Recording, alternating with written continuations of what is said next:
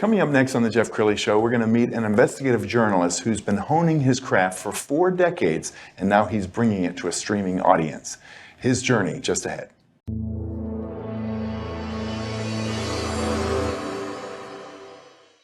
Many are predicting that the worst is yet to come, which is unfortunate, said one person here.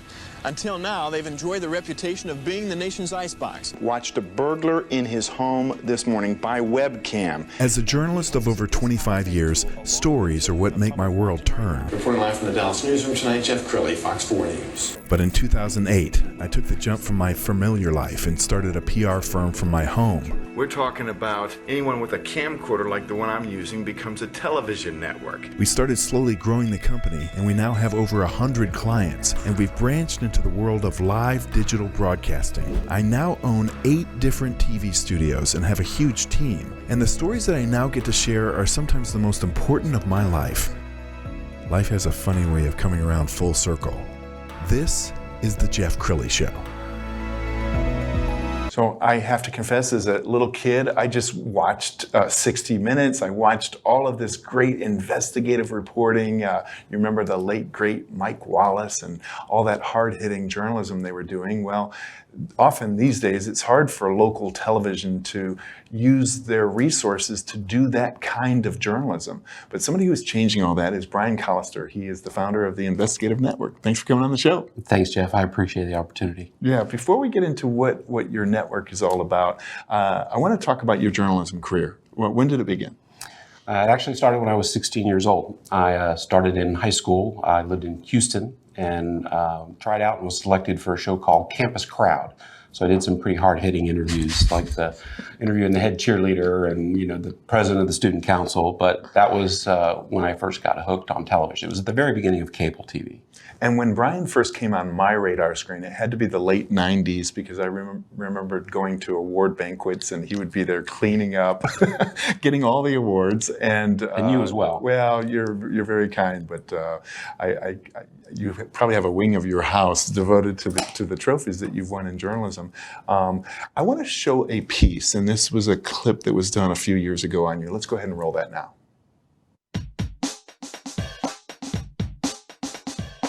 Let's talk with KTRK investigative reporter Brian Collister.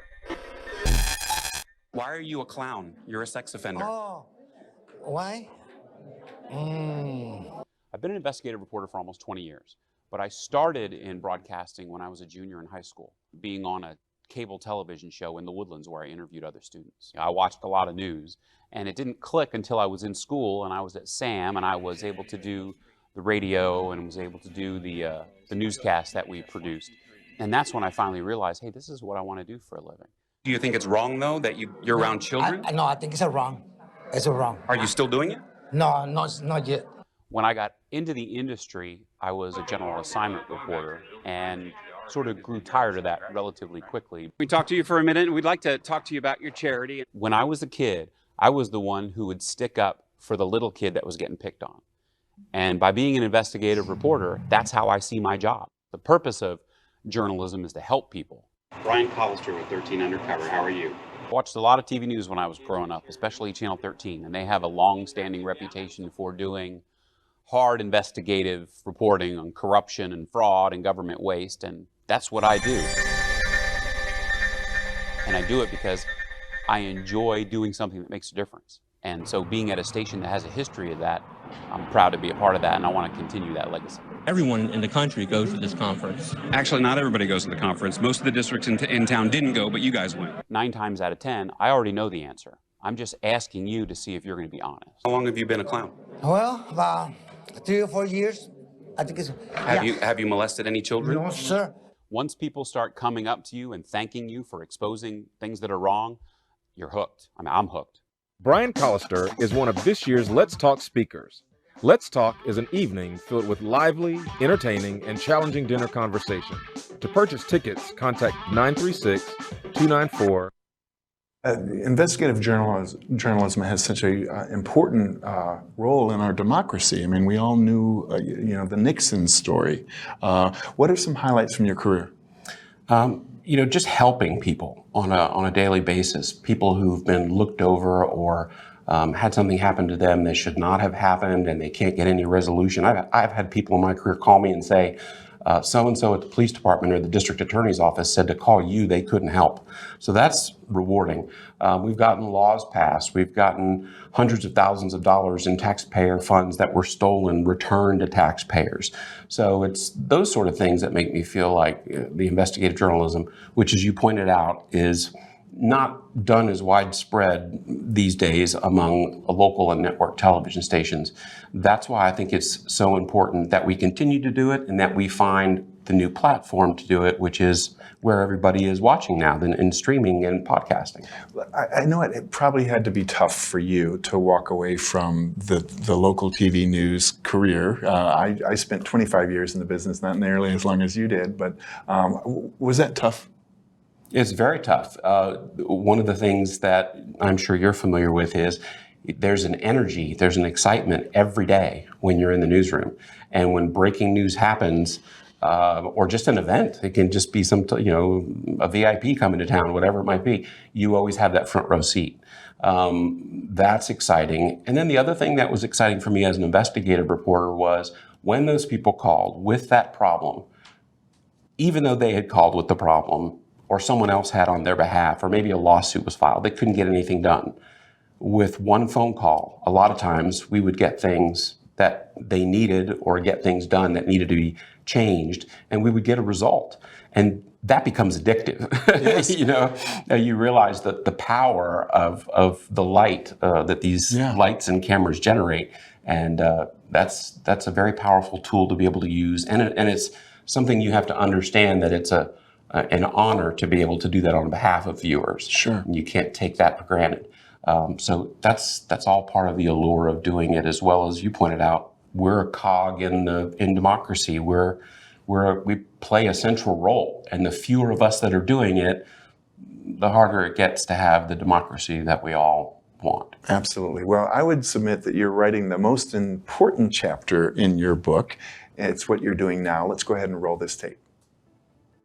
So what is the Investigative Network? We're a group of experienced investigative video journalists and filmmakers who expose the truth for you. We tell stories that some people don't want to be told, things that you need to know about. Our nationwide network of journalists focuses exclusively on exposing fraud, corruption, government waste, and holding the powerful accountable. For the first time, we're taking all of these investigative resources and putting them together. And we're going to create high-impact investigative documentaries and television that affects people's lives. We drill into these issues and we ask these tough questions because they have to be asked. Our democracy depends on it. The Investigative Network is going to focus mainly on 3 areas. First, those investigative documentaries. We're going to be revealing stories that have never been told before, things you've never seen. We're also focusing on local investigative news. We have a local investigative news initiative where we'll do investigative reporting on local issues and give that content free to local newsrooms. We're also going to be focused on education, teaching investigative skills to journalists and anyone else who wants to learn how to file an open records request or investigate an issue that they're interested in, how to dig into their local government and see exactly what's going on. Be a watchdog. We already have partnerships with media outlets who will air and stream our investigative reporting, so you'll be able to see it. The Investigative Network is nonprofit, nonpartisan, and not afraid to ask the tough questions to get the answers that you deserve. We want you to be a part of the Investigative Network community. Hit the subscribe button and you'll be the first to see our investigative reports. And you probably also enjoy a freedom now that you did not have in news. I remember times in my news business that, there was a major advertiser. Well, of course, the news station would not investigate that advertiser. How do you go about choosing the stories that you tackle? I try to focus on what matters most to the most people. So it has to be, or more often than not, there are exceptions, but it should be an issue that affects the widest group of people possible, because then you get buy-in from the viewers who are either impacted or just interested. So I find that if you tell a story that doesn't connect with people on a personal level, then it's not going to go anywhere. Sometimes the story of what's happening to one person does affect a lot of people, and they can get emotional about it. They can share it on social media. But I try to focus on things that are broader systemic issues. Yeah, we're going to go to his website and just slowly scroll down it, because some of the issues that you've been tackling are just very thought-provoking. How to bribe a judge. That's our new podcast. And How to Bribe a Judge is about a case in San Antonio, which is where I was working at a local television station. And a judge had admitted to taking a bribe and went to prison. Well, during the course of the FBI's investigation, they found evidence and other judges were implicated, but that was all sealed. It's still sealed today by a federal court. I was able to get those sealed records that name the judges, what they allegedly were doing. Many of them are still on the bench. And we've been using the podcast to tell that story. And I know over the course of your 4-decade career, a lot of stories you took to heart and took personally, but there's one story that you're continuing to investigate. Tell us about that. So it involves the case of a young woman named Sandra Bland. She was a young African-American woman who in 2015 was the subject of a traffic stop that went horribly wrong. And then there was national, if not international, outcry over the way she was treated by a Texas DPS trooper.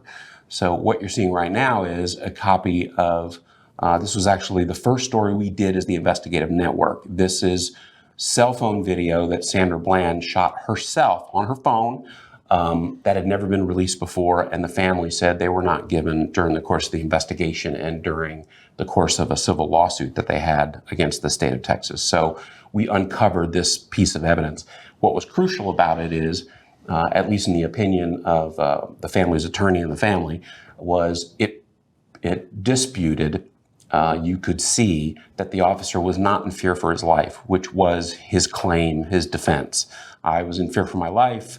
I didn't know what she had in her hands. Well, clearly he knew she had a cell phone pointed right at him in her hands. So that's a story that we continue to follow. We're working on our first feature-length documentary, and it involves this case and Sandra's mother's journey, very heart-wrenching journey for justice. Tell us why this one strikes you in the heart the way it does. That's an interesting story, because as I think I looked at it personally, and I thought to myself, after hearing young African Americans talk about how they feel when they're pulled over at a traffic stop and that they literally fear for their lives, I thought to myself, my greatest fear when I get pulled over, and I do have a fear, it's that I'm going to have to take defensive driving. And that hit me like a ton of bricks. I don't fear for my life. And so that's when I thought that could have been my daughter, that could be my son, my wife, anyone. You get one bad interaction with one bad person who has a badge and a gun, and things can go horribly wrong. The other part of the story that is so interesting to me is that there are so many things with this case that have yet to be told. The truth has yet to be exposed, and that to me, that's a personal and professional fascination that I have with a story, is like peeling an onion and you get to the core of it. Yeah, and I love it that you're able to devote enough time and energy to thoroughly tell the story. And I remember countless times in TV news when the news director would just say, okay, move on, Jeff. Go find another story. Right. And you're not going to give up on this one. No. Wow. You've been an amazing guest. We're going to end with the website, which is investigativenetwork.org. The great Brian Collister. Thanks for coming on the show. Thanks, Jeff. That's it for now. We'll see you next time.